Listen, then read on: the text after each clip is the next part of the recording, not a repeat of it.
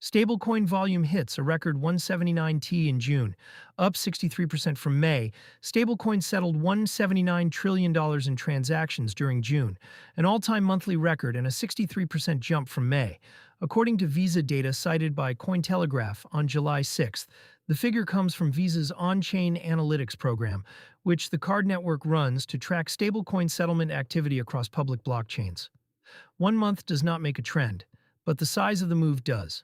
A 63% month-over-month jump is not the gentle grind higher that stablecoin volume charts usually show. Something pulled a large amount of dollar settlement on-chain in a single month, and it happened while the rest of the crypto market sat in fear. A record set in a fear market. The timing is the most interesting part of this data point. As of July 6, 2026, the Crypto Fear and Greed Index reads 27 firmly in fear territory. Bitcoin trades at $62,186, up just 0.3% over 24 hours. Ethereum sits at $1,168. Neither asset is doing anything that would drag speculative capital into the market. Stablecoin volume records used to arrive alongside price manias.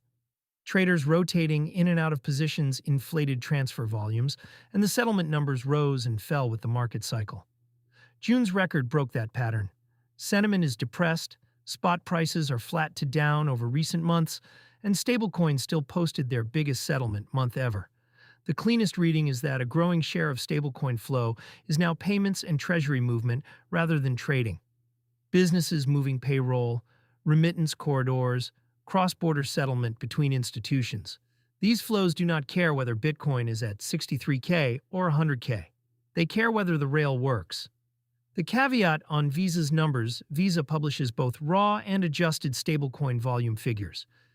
The adjusted series filters out bot activity and inorganic transfers such as MEV and wash-style movement, and it typically runs far below the raw number.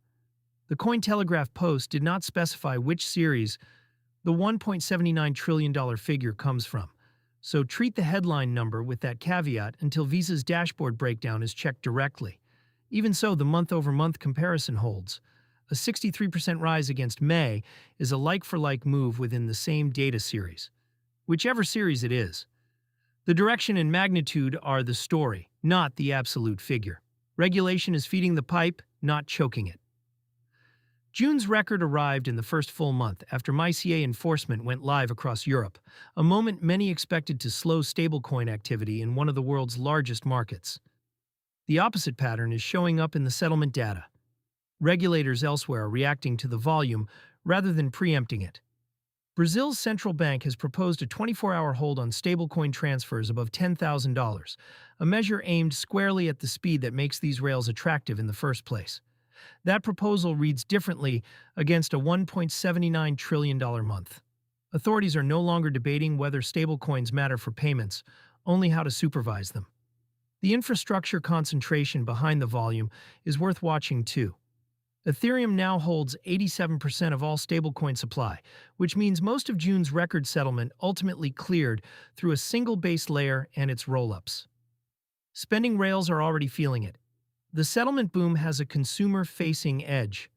Stablecoin-linked cards, which convert USDC or USDT to fiat at the point of sale, are the retail end of the same pipe, and deposits on crypto cards crossed $10 billion earlier this month, up 250% in a year. The two data points describe the same shift from different ends. Dollars are moving on-chain, and an increasing number of them are being spent rather than parked. For users weighing whether stable balance spending is mature enough to rely on, the comparison work matters more than the headline volume. Conversion spreads, top-up fees, and network costs vary widely across cards built for stablecoin spending, and the disclosed fee is rarely the full cost once the crypto to fiat spread at the point of sale is counted.